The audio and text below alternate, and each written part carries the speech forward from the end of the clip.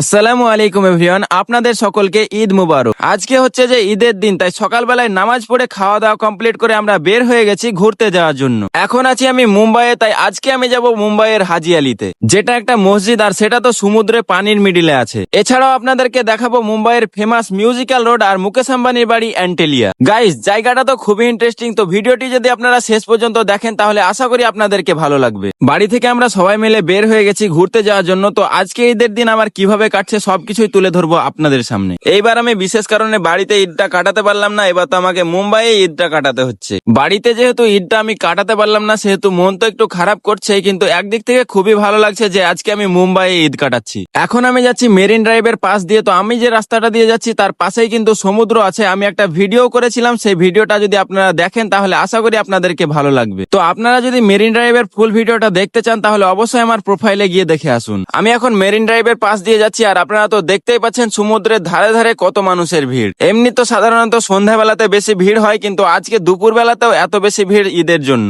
Guys, এখন আমি যে রাস্তাটা দিয়ে যাচ্ছি সেই রাস্তায় কিন্তু আছে মিউজিক্যাল রোড। আমি এখন একটা টানেলের ভিতরে ঢুকে গেলাম, যে টানেলটার দূরত্ব প্রায় 5 থেকে 7 কিলোমিটার। আর এই টানেল থেকে বের হয়ে আছে মিউজিক্যাল রোড, এছাড়াও মুকেশ আম্বানির বাড়ি অ্যান্টেলিয়া। আমরা এখন যাচ্ছি মিউজিক্যাল রোডের ওপর দিয়ে। তো আপনারা দেখতেই পাচ্ছেন সাইডে সাইডে যে দাগগুলো আছে, সেই দাগের উপর দিয়ে যদি গাড়ি চালানো হয় তাহলে একটা মিউজিক বাজবে। আর এখান থেকে ওই যে দেখা যাচ্ছে মুকেশ আম্বানির বাড়ি অ্যান্টেলিয়া। মুম্বাইয়ের এই জায়গাটা এত লাক্সারিয়াস লাগছে আর এত ইন্টারেস্টিং লাগছে, কি বলবো আপনাদেরকে। তো মুম্বাইয়ের এই সুন্দর ভিউ দেখতে দেখতে আমরা পৌঁছে গেলাম হাজি আলিতে। আমাদের রুম থেকে হাজি আলি প্রায় 10 থেকে 12 কিলোমিটার হবে, সেই জন্য আমরা ট্যাক্সিতে আসলাম। আমরা যদি মেট্রোতে আসতাম তাহলে হয়তো আপনাদেরকে এই সুন্দর সুন্দর ভিউ গুলো দেখাতে পারতাম না। তো যাই হোক, আমরা তো হাজি আলিতে নেমে পড়লাম, আর এখানে আপনারা দেখতেই পাচ্ছেন লোকজনের কত বেশি ভিড়। আমরা আস্তে আস্তে সমুদ্রের দিকে এগিয়ে যাচ্ছি আর মানুষের ভিড় তত বেশি বাড়ছে। গাইজ, মুম্বাইয়ে যতটা টুরিস্ট প্যালেস আছে আজকের দিনে নাকি সব জায়গাতেই এইরকম ভিড়। আজকে যেহেতু ঈদের দিন, সেহেতু আমরা ভেবেছি যে সব জায়গাতেই আজকে ঘুরে ঘুরে বেড়াবো। আমরা ভেবেছি এই হাজি আলি ঘোরা কমপ্লিট করে আমরা যাব গেট অফ ইন্ডিয়া ঘুরতে যাওয়ার জন্য।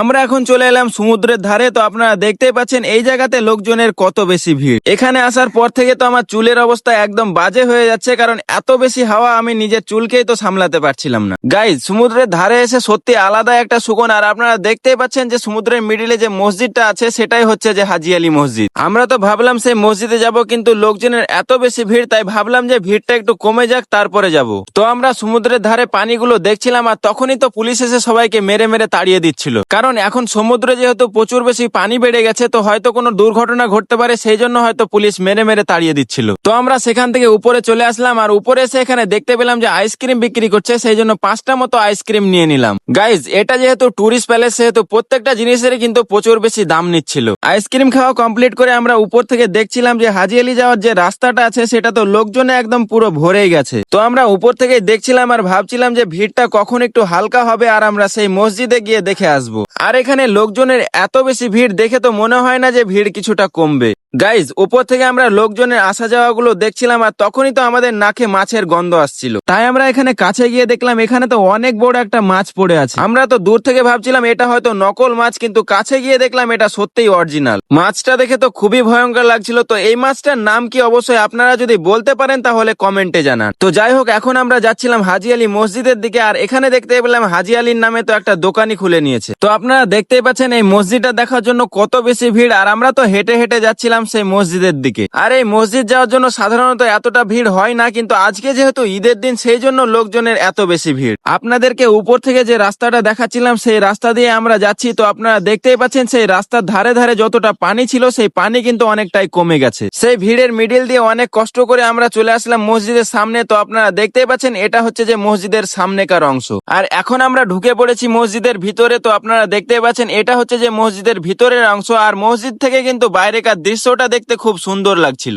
মসজিদের এক সাইডে দাঁড়িয়ে আমরা দেখছিলাম সমুদ্রটা, আর এখানে তো অনেক বেশি পানি ছিল, কিন্তু কয়েক ঘন্টার মধ্যেই কিন্তু সব পানি কমে গেল। তো আমরাও একটু সমুদ্রের দিকে নেমে আসলাম, আর এখানে তো অনেক বেশি পাথর, আর এখানে অনেকজনকে দেখলাম এখানে পানি নিয়ে খেলা করছে, তারপরে আবার অনেকজন স্নানও করছে। এখানে তো আমরা অনেকক্ষণ ধরে আছি, কিন্তু আমরা ভেবেছিলাম যে গেট অফ ইন্ডিয়া ঘুরতে যাব, কিন্তু ভিডিওটা অনেক বড় হয়ে যাবে, সেই জন্য ভাবলাম যে আজকে আর ঘুরতে যাব না। আমাদের রুমের কাছে যেহেতু গেট অফ ইন্ডিয়াটা আছে, সেহেতু অন্য একটা ভিডিওতে আপনাদেরকে দেখিয়ে দেবো। তো যাই হোক, আজকের ব্লগটি এতদূর পর্যন্ত। ভিডিওটি আপনাদেরকে কেমন লাগলো অবশ্যই কমেন্ট করে জানান। তো ভিডিওটি এখানেই শেষ করছি, দেখা হচ্ছে আবার আপনাদের সঙ্গে নেক্সট কোনো ভিডিওতে।